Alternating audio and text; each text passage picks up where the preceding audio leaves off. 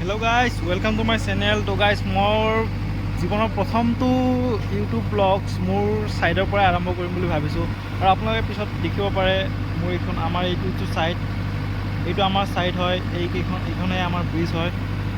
আৰু লাষ্টত আপোনালোকে চাব পাৰিব আমাৰ সম্পূৰ্ণ ব্ৰিজখন কেনেকুৱা। এখন ব্ৰিজ সকলোখিনি চাব পাৰিব।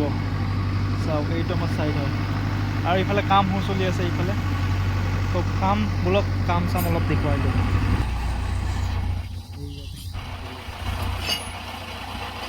কৰি আছে, জেক লোডিং দি আছে।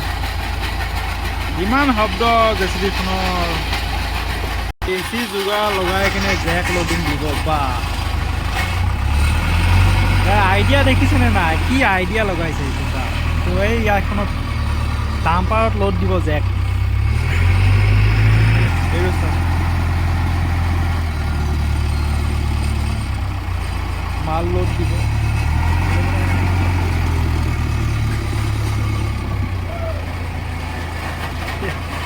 এইটো বৰাদা আমাৰ জেচিবিত অপাৰেটৰ, আৰু এইটো নীলমণি ওপৰত উঠিছে।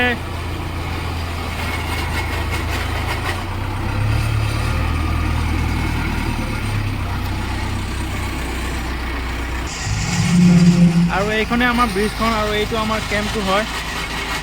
এইটো আমাৰ কেম্প। ধুনীয়া মানে স্ক্ৰেপ মালবিলাক, স্ক্ৰেপ মাল আছে। চব লৈ গৈ আছে, বেলেগ ছাইডত লৈ গৈ আছে। আৰু লাষ্টত আপোনালোকে চাই থাকিব, মই আপোনালোকক আমাৰ ব্ৰিজখন দেখুৱাম। যদি ভিডিঅ'টো চাই আপোনালোকে ভাল পায়, এটা লাইক কৰিব আৰু এজন বন্ধুলৈ শ্বেয়াৰ কৰিব, আৰু লগতে কমেণ্ট এটা কৰিব কেনেকুৱা পালে। তেতিয়া কমেণ্টত মই গম পাম যে আপোনালোকে কেনেকুৱা পালে। তেতিয়া মই অলপমান উৎসাহ পাম যে ব্লগটো মানে কেনেকৈ বনাব লাগে, কি কথা এনেকুৱা। যিহেতু মোৰ নতুন ব্লগ হয়, তো ইমানখিনি নাজানো, ইমান এক্সপিৰিয়েঞ্চ নাই। তো লাহে লাহে শিকিম। তাকে আপোনালোকক মোৰ ডেইলি কনষ্ট্ৰাকশ্যন লাইনৰ, যিহেতু মই কনষ্ট্ৰাকশ্যন লাইনত কাম কৰোঁ, আপোনালোকে মোৰ ভিডিঅ'ত ব্ৰিজৰ মানে কাম দেখিব পাব, আৰু লগতে ডেইলি লাইফৰ ভিডিঅ' দেখিব পাব। তো আশা কৰোঁ আপোনালোকে মোক মোৰ ভিডিঅ'বিলাক আঁকোৱালি ল'ব। যদি কিবা বেয়া মানে যদি কিবা ভাল নালাগে সেইটোও জনাব, যদি ভাল লাগে সেইটোও জনাব।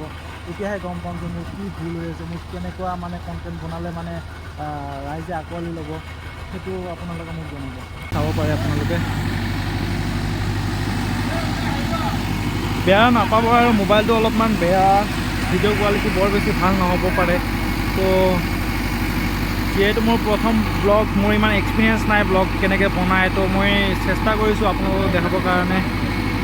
তো কিবা যদি ভুল হয় তো মোক ক্ষমা কৰি দিব। আৰু দেখিব পাইছে এইটো আমাৰ ছাইড, এইটো চাওক কেনেকৈ হেৰি কৰি আছে, জেচিবিত ঘূৰিছে। বা দেখিছে?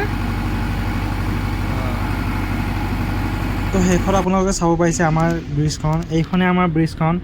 তো এবাৰ ব্ৰিজখনৰ ভিউটো চাওক, কি সুন্দৰ হৈছে। ৰেল লাইনৰ ওপৰত এইখন বষ্টিং ব্ৰিজ, এইখন কামপুৰত আছে, এইখন ৰেলৱে অভাৰ ব্ৰিজ হয়। তো ব্ৰিজখন চাওক কি সুন্দৰ হৈছে, আমাৰ কষ্টৰ ফল, আমি দিনে ৰাতিয়ে আমি কৰা কষ্টৰ ফল এইখন ব্ৰিজখন। তো দেখিছে আপোনালোকে কি ধুনীয়া হৈছে। আপোনালোকে জনাবচোন কেনেকুৱা লাগিছে আপোনালোকৰ এইখন ব্ৰিজখন।